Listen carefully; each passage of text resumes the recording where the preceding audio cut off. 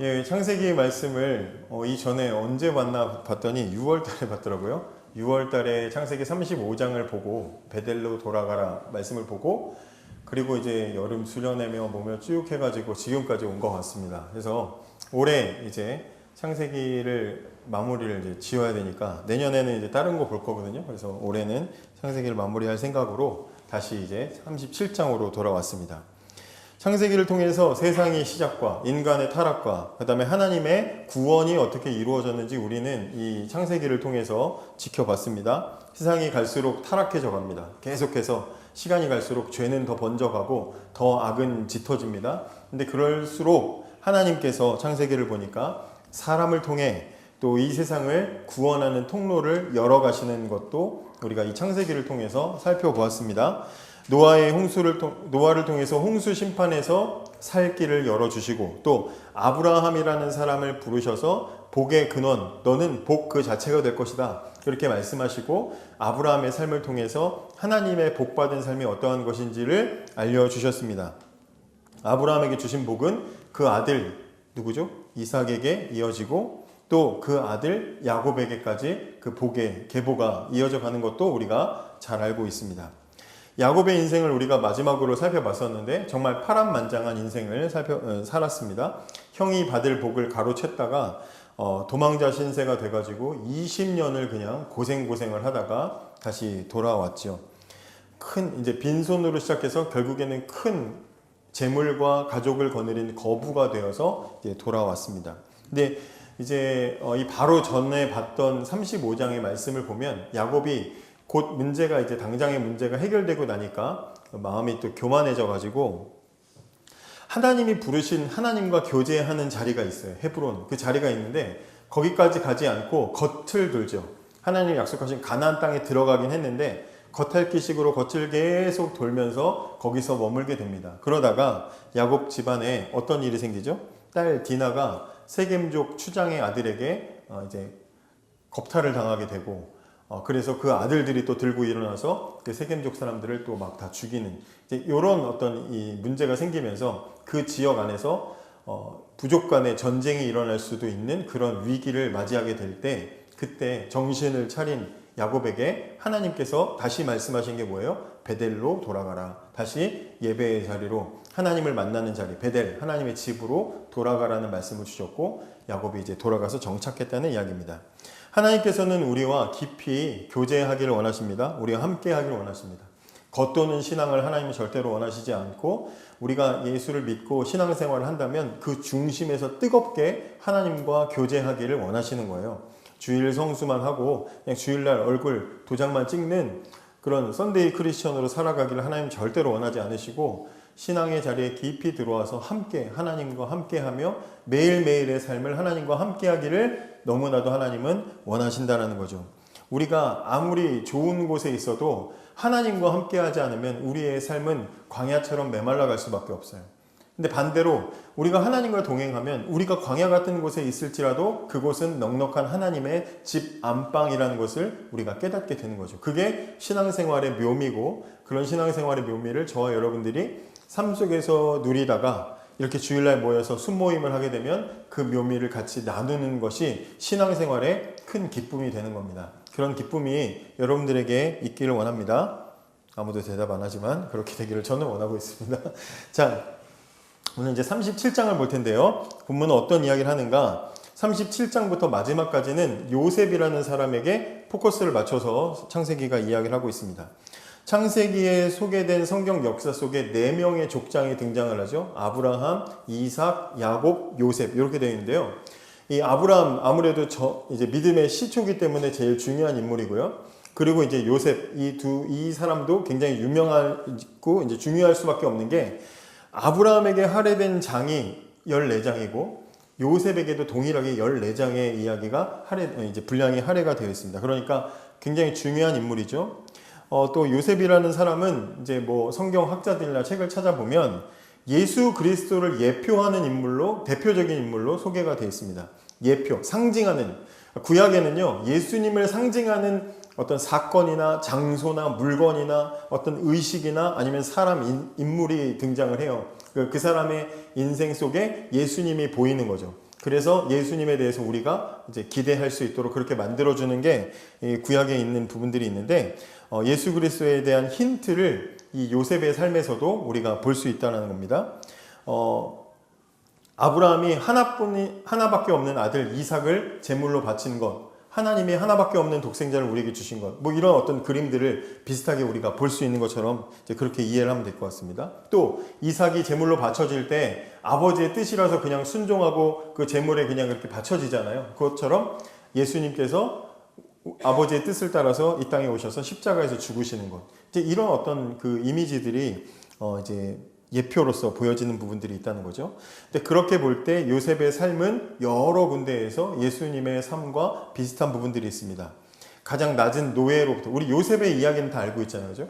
낮은 노예로부터 가장 높은 이제 이집트의 총리의 자리까지 오르는 것처럼 고난에서 영광으로, 묶였던 자가 자유로, 이렇게 이 요셉의 삶 자체가, 인생에 나와 있는 서사 자체가 예수님의 삶과 비슷하다. 말구유에서 영광스러운 하나님의 아들로, 굉장히 비슷한 서사를 가지고 있고, 또 어떤 학자들은 요셉을 시기하는 형들의 음모가 있었잖아요. 우리가 잘 뭐 다음번에 보겠지만 요셉을 시기하고 팔아버리는 형들의 음모가 있었던 것처럼, 또 예수님도 시기하고 미워하는 자들에 의해서 십자가를 지시게 되고요. 또 형들이 배신을 해서 어쨌든 동생을 팔아버린 거잖아요. 그럼 형들에 대한 그 용서, 나중에 요셉이 형들을 용서하고 또 사랑으로 이제 이렇게 베풀어 준 것처럼 예수님도 용서해 주시고 사랑하시는 대표적인 모습들이 있죠. 또 요셉이 이집트에 들어가서 나중에 뭘 해결합니까? 그 지역의, 그 주변 지역의 여러 국가들이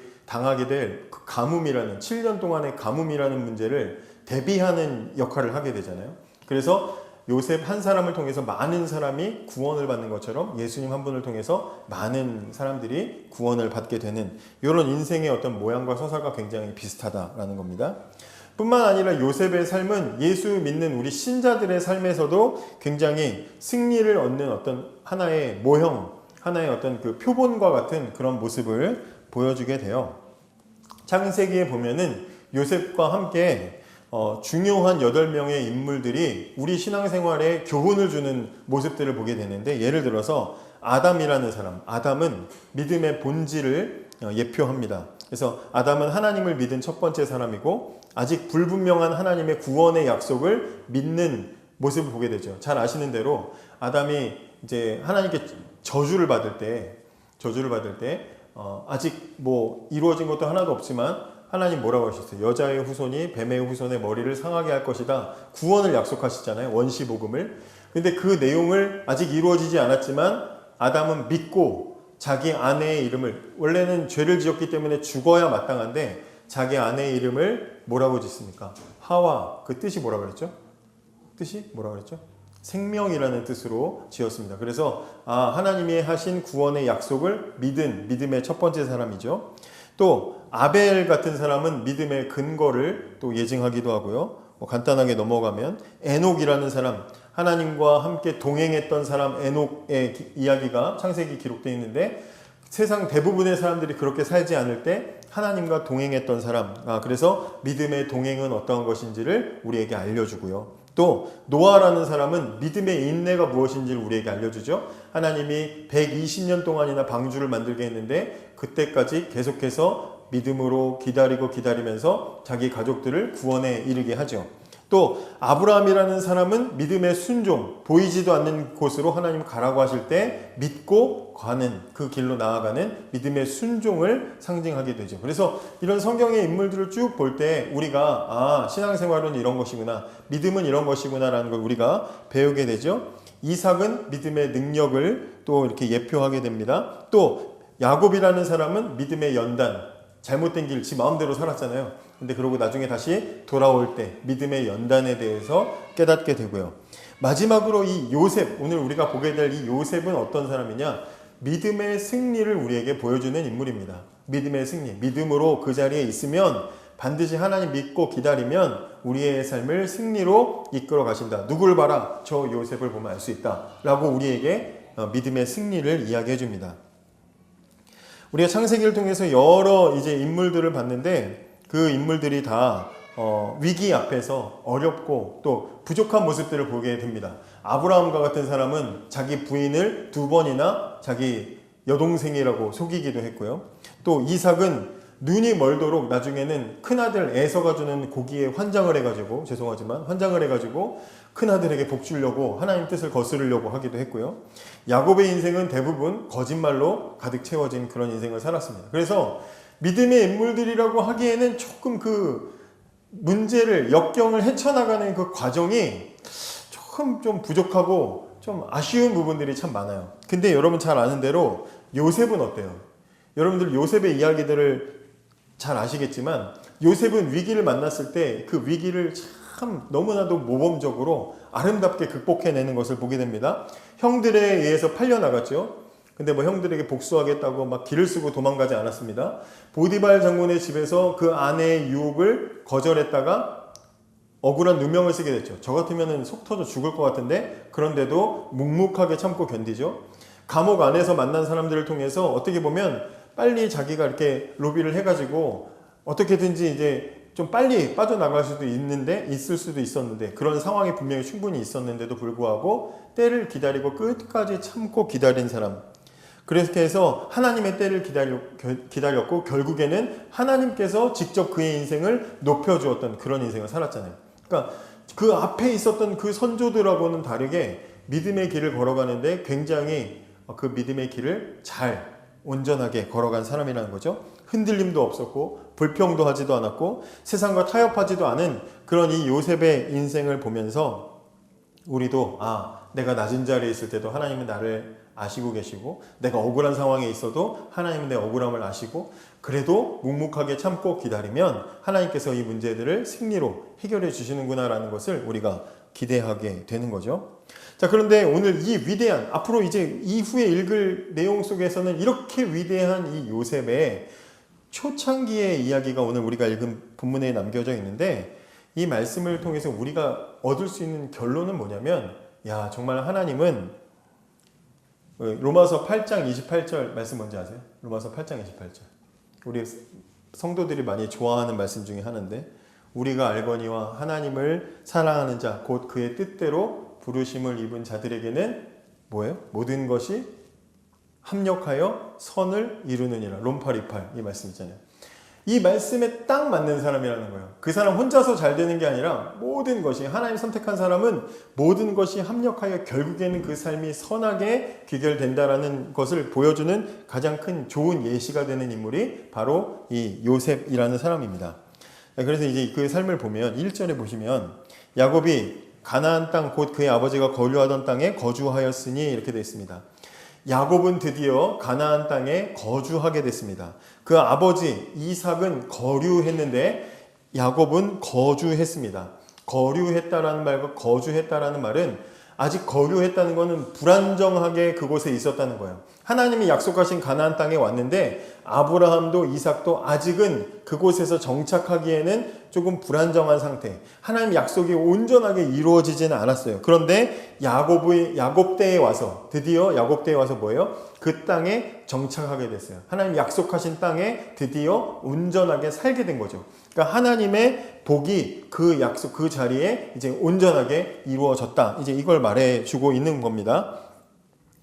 2절 야곱의 족보는 이러하니라. 족보는 이러하니라 그랬으면 족보는 이러하니라 말 뒤에 뭐가 있어야 돼요? 누구는 누구를 낳고 사람의 이름이 기록되어 있어야 되잖아요.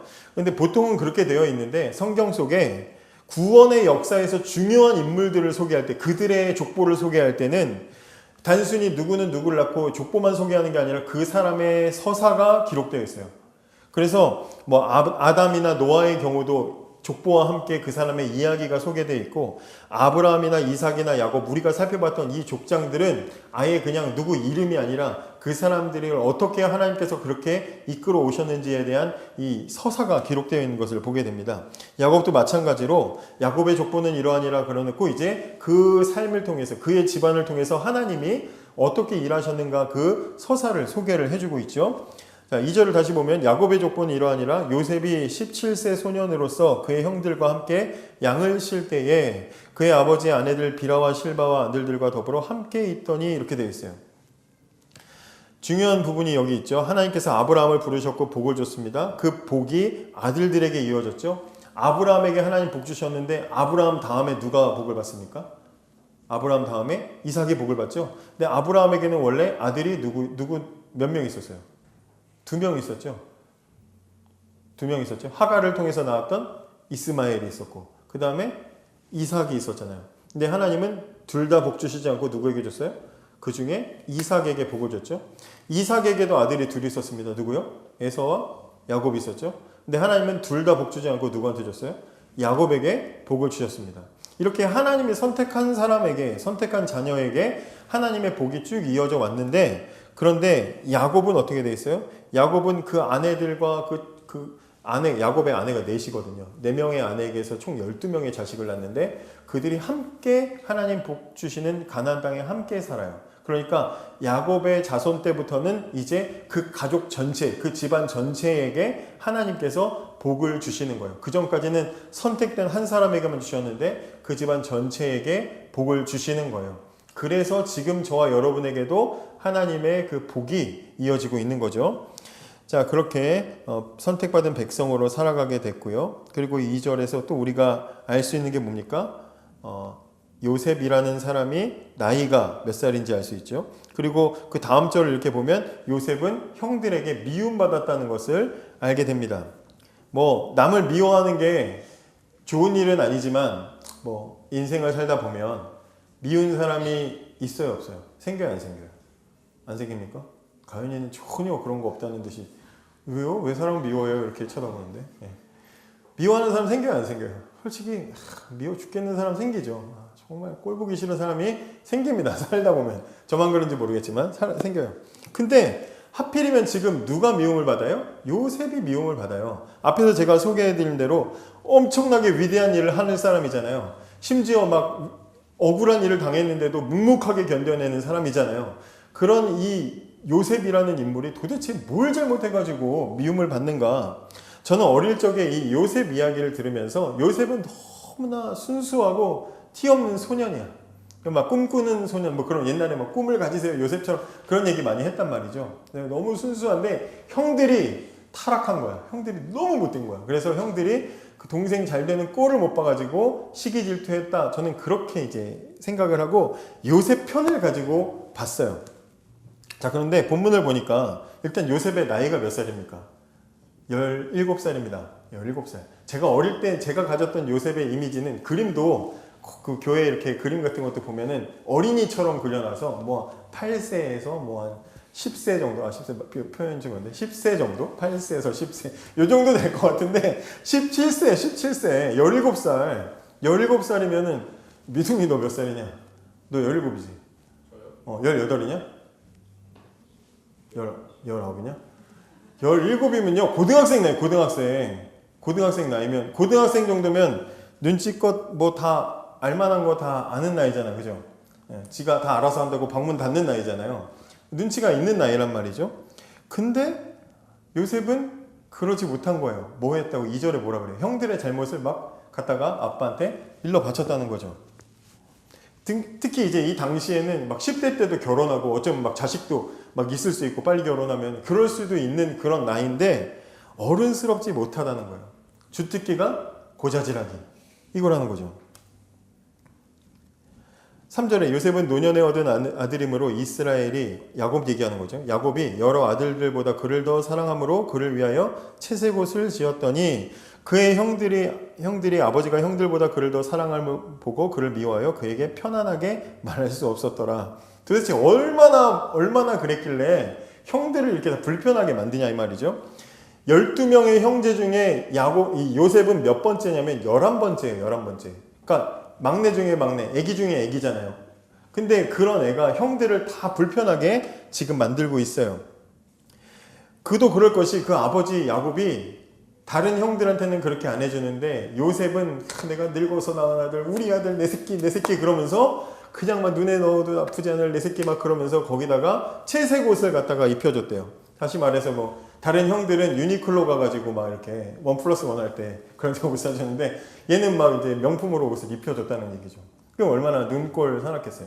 근데 거기까지만 해도 저는 사실 형들이 그래도 그럴 수도 있지. 아빠가 늙음하게 제일 저기 사랑하는 부인한테서 얻은 아들이니까 그럴 수 있지라고 저는 거기까지는 받아주려고 했는데 뭐 어린 동생이 철없을 수 있지 그랬는데 말씀을 살펴보면 살펴볼수록 형들의 분노가 이해가 돼요.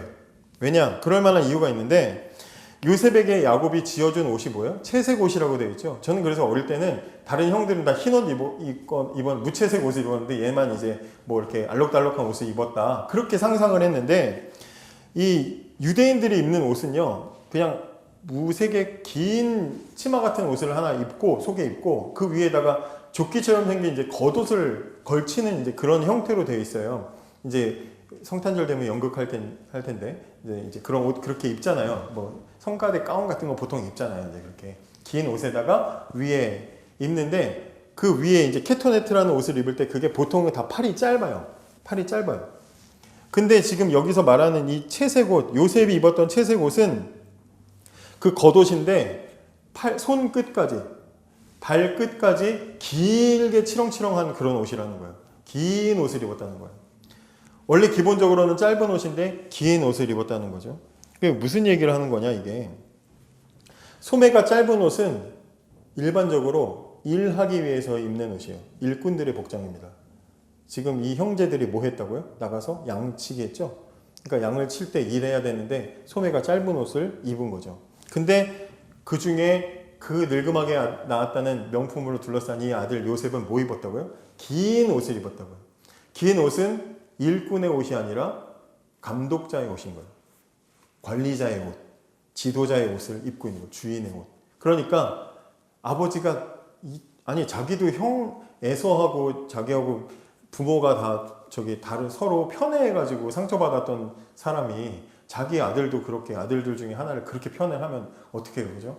그렇게 편애를 한 거죠. 네, 형들과 달리 형들은 죽어라고 양치기 옷하고 양치고 있는데 저기서 그늘에 어린 놈이 앉아가지고 17살짜리가 어린 놈이 주스 마시면서 그늘에 앉아가지고 형들 일하는 거 이렇게 보고 그 나이에 아빠가 너무 그렇게 자기한테만 잘해주면 눈치껏 아빠가 옷을 입혀줄 때 그 앞에서 아버지 옷 예쁘죠? 그러고는 이제 형들 앞에 갈 때는 옷을 벗고 형들 저 좀 도울게요 같이 할게요 뭐 그래야 이게 얘가 예쁨을 받고 그 안에서 이제 구성원으로서 살아갈 수가 있는데 거기서 거들먹거리고 형들 잘하나 못하나 보고 그거 다 적어 형 놀았어 막 그러면서 다 적어가지고 아빠한테 갖다 일러 바치니까 그거 형들이 참을 수 있겠습니까?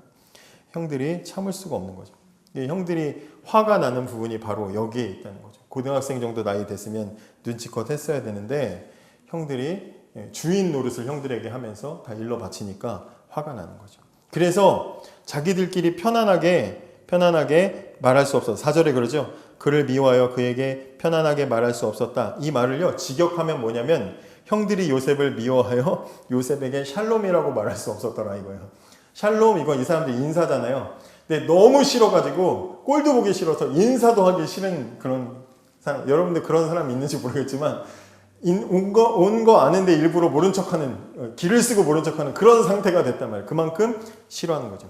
깊은 빡침으로 저거 한번 진짜 한번 때려야 되는데 막 그렇게 생각할 정도로 이제 형들의 마음을 화나게 만든 사람. 근데 이런 형들의 이 화난 마음에 기름을 갖다 붓는 사건이 일어나게 되는데 그게 5절입니다. 요셉이 꿈을 꾸고 자기 형들에게 말하며 그들이 그를 더욱 미워하였더라 이래요. 싫어하는 사람이 있는 것도 싫은데 말 자꾸 걸면 싫어요 안 싫어요? 카톡 자꾸 보내고 보면 자꾸 말하고 싫죠? 네, 싫어요. 근데 걔가 불러서 얘는데 궁금하지도 않은 얘기를 막 나 어제 마트 갔는데 막 뭐 샀잖아 막 얘기하면 좋아요 안 좋아요? 얼굴 일그러지죠. 표정 관리가 안 되는 거죠. 근데 이 요셉이 딱 그런 거예요. 형들 싫어 죽겠는데 샬롬도 하기 싫을 정도로 쳐다보기도 싫은데 와가지고 형 나 어제 꿈을 꿨는데 그러면서 막 꿈 얘기를 하기 시작하는 거예요. 꿈 얘기가 6절부터 8절이죠. 요셉이 그들에게 이르되 청하건대 내가 꾼 꿈을 들으시오. 우리가 밭에서 곡식단을 묶더니 내 단은 일어서고 당신들의 단은 내 단을 둘러서서 절하더이다. 이렇게요. 얘기를 잘 아시겠지만 곡식단을 형제들과 함께 했는데 자기가 요셉이 한 곡식단이 갑자기 벌떡 일어나더니 다른 형들이 했던 곡식단들이 그 주변을 둘러서서 자기가 한 곡식단에다가 절을 했다. 이 얘기 그 내용이 딱 뻔하잖아요. 형들은 나한테 절할 사람들이야. 내가 형들보다 위야. 이 얘기잖아요. 얼마나 꼴보기 채색 옷 입고 팔 치렁치렁 거리면서 형들이 막 이러면 얼마나 꼴보기 싫어요. 그런 상황이다 이 말이죠. 청하건대 이거는요. 정말 얘는 진심이에요. 요셉은 눈이 막 광기가 어린 거야. 지금 진심으로 형, 진짜 내 꿈 들어봐. 진짜 대박이야. 막 그러면서 자기한테만 좋은 이야기, 형들은 완전 낮아지는 그런 이야기를 그 앞에서 자랑스럽게 하고 있죠. 게다가 한글 성경에는 번역되어 있지 않은데 여기 힘내라는 보라라는 감탄사가 여기 3번이나 들어가요. 이 꿈 이야기를 하는 동안 감탄사가 3번 들어가요. 그래서 이걸 우리식으로 하면 형 우리가 곡식단을 하는데 쫙 내 곡식단이 팍 일어서니까 형들을 곡식단이 내 옆을 쫙 둘러싸고 같이 쫙 절했다는 거야. 대박이지? 막 그렇게 얘기하는 거예요. 얼마나 꼴보기 싫겠어요. 진짜 확 그냥 주먹이 나가는 거죠. 게다가 절했다 이것도 예배했다 이런 표현을 써요. 예배했다. 그러니까 자기의 곡식단에게 형들의 곡식단이 예배했다. 말도 안 되는 소리죠. 근데 여기서 끝나지 않고 또 꿈을 꾸고 9절에 이번에는 해와 달과 11별이 자기에게 절했다. 이제는 엄마 아빠까지도 다 나한테 절한. 내가 집에서 제일 높아. 여기서 내가 제일 높아. 이런 이제 소리를 하죠. 여기에도 보라라는 소리가 2번이나 들어갑니다.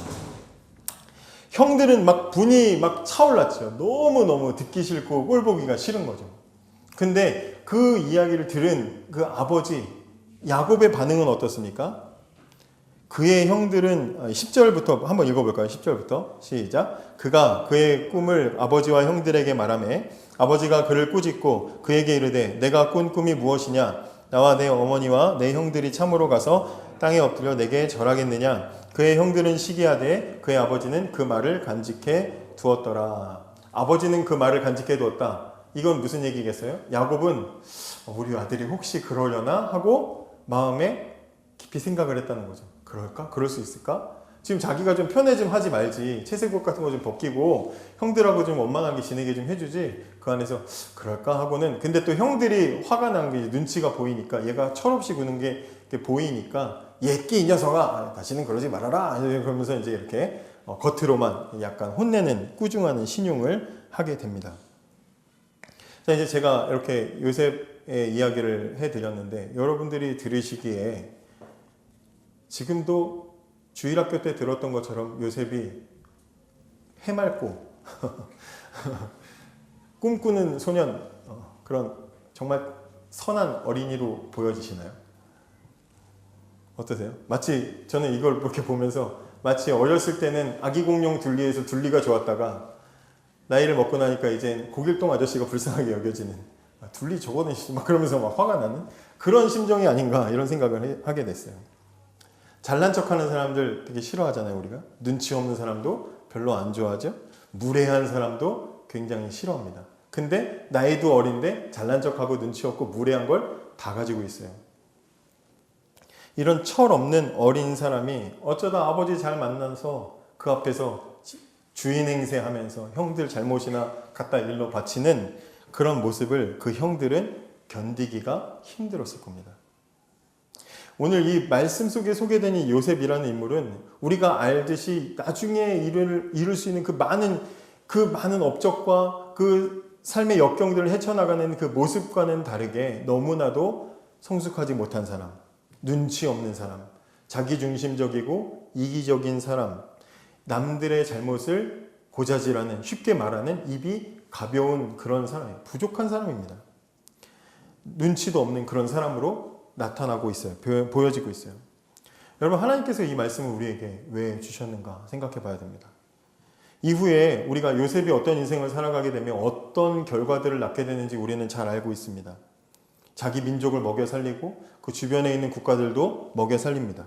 하나님께서 아브라함에게 주셨던 하나님의 백성에 대한 축복의 약속이 이루어질 수 있도록 이어나가게 한 인물이 바로 요셉이라는 인물이죠. 하나님의 위대한 일을 이루었던 사람, 자기 민족뿐 아니라 주변의 기근까지도 다 피할 수 있도록 해주었던 사람, 이 대단한 인물의 미성숙했던 과거의 이야기를 하나님께서 우리에게 왜 알려주고 계시는가라는 것입니다. 여러분, 하나님께서 당신의 백성으로 선택하신 하나님의 백성, 그 백성을 이끌어 위기에서 건져낼 이 중요한 인물로 선택된 이 요셉, 하나님께서 이 요셉을 선택하신 이유가 절대로 요셉이 남다른 능력을 가지고 있거나 가능성을 가진 인물이 아니었다는 얘기죠. 그런 특별하고 탁월한 능력을 가진 사람이 아니었다는 걸 얘기하는 거예요. 눈치 없이 채색 옷을 입고 남의 잘못을 고자질하기나 하던 이 요셉이 어떻게 보면 야곱의 아들들 중에서 별 볼 일 없는 그런 과거를 가지고 있었던 그런 사람이죠. 청소년 시기에 이 요셉의 모습만 딱 떼어놓고 보면 절대로 민족의 위기를 구원할 구원자, 리더, 총리가 될 그런 깜냥을 가진 사람으로 보여지지 않는 거죠. 그런데 우리가 이 요셉의 인생을 통해서 알 수 있는 것은 부족한 그를 선택하신 하나님이 계시다는 거예요. 그를 선택하시고 하나님께서 일방적인 은혜를 그에게 부어주셔서 그의 삶을 그렇게 완성해 가시는 하나님의 손길이 비로소 부족한 요셉을 발견할 때 우리에게 보여지게 되는 거다 이 말이죠. 그 전까지는 대단한 인물, 나랑은 전혀 다른 사람, 나는 시작부터 전혀 다른 사람으로 생각돼서 성경에 위대한 인물들이 나오면 그들의 업적 속에 우리가 쫄아가지고 나랑은 전혀 다른 사람, 저 사람이면 나도 그렇게 됐겠지만 난 아니지. 우리는 그 앞에서 그냥 그렇게 무너지는데, 그런데 요셉의 삶을 우리가 처음 볼 때, 요셉의 이 초창기의 삶을 볼 때 17살까지만 해도, 청소년까지만 해도 형편이 없는 그런 인물이었지만 하나님께서 선택하시면 그 사람의 인생도 이렇게 달라질 수 있다는 것을 우리가 보면서 기대와 소망을 갖게 되는 것이죠. 하나님의 도구가 되면 하나님의 하시는 일들에 맞게, 걸맞게 쓰임받는 인생으로 하나님께서는 그렇게 다듬어 가시고 바꾸어 나가시게 된다는 것을 보게 됩니다. 그렇다고 해서 하나님이 이 위대한 일들을 이루어 가시는 동안 요셉은 그냥 가만히 수동적으로 그냥 그렇게 있었습니까? 그렇지 않죠. 우리가 잘 아는 대로 요셉의 인생에 얼마나 역경이 많아요. 감옥에 얼마나 갇혔고 얼마나 많은 이 오해와 억울함들이 있습니까? 얼마나 많은 시간을 기다렸습니까? 노예와 감옥 생활로 13년이라는 시간을 얼마나 고통 속에서 보내야 됐습니까? 근데 그런 동안 그 시간이 그냥 허비되는 것이 아니라 그 속에서 그 잘난 척하던 모난 부분이 깎이고 배려심 없던 부분들이 또 남들에 대한 너그러운 마음으로 바뀌게 되고 섬기는 마음이 생기게 되고 사랑하는 마음을 갖게 되고 그러면서 성숙하게 되는 일들이 그 안에서 일어나는 거죠. 말 그대로 어린이나 청소년들에게 설교할 때는 하나님의 작품으로 완성되어가는 그 과정이 그 고난 속에서 있게 되는 것이죠. 여러분, 우리도 마찬가지입니다. 우리가 교회에서 어떤 직분을 가지고 어떤 사역을 한다고 해서 그럴만해서 우리가 하고 있다고 우리는 그렇게 절대로 생각해서는 안 되는 거죠. 우리는 그런 사람이 아닌데 하나님께서 우리를 선택하시고 우리를 지금 그렇게 완성해 가고 계시다는 사실을 우리가 기억해야 돼요. 내가 무엇을 한다고 해도, 내가 아이들을 섬기고 내가 누구를 가르치고 내가 아니면 어떤 사역의 일부분을 감당한다고 할 때 내 능력이 아니라 하나님께서 부어주시는 은혜, 그리고 나를 지금도 완성해 가시는 하나님의 손길에 의해서 우리가 이 일들을 하고 있다는 것을 우리가 깨닫게 되는 것이죠. 하나님의 은혜로 감당할 수 있습니다. 우리는 고백해야 하는 것입니다. 여러분, 하나님은 미성숙한 우리를 포기하지 않으시고 지금도 붙잡고 계십니다. 능력이 없다고 좌절하거나 낙심하지 마시고 하나님은 우리를 완성해 가시다는 사실을 기억하시기 바랍니다.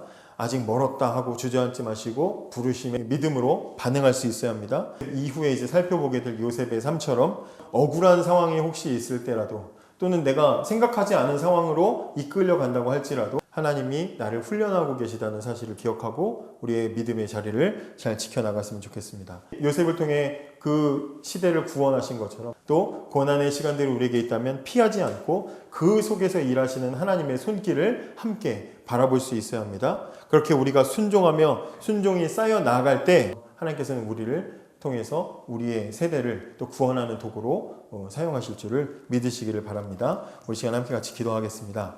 하나님께서 우리를 부르시고 하나님께서 우리를 선택하시고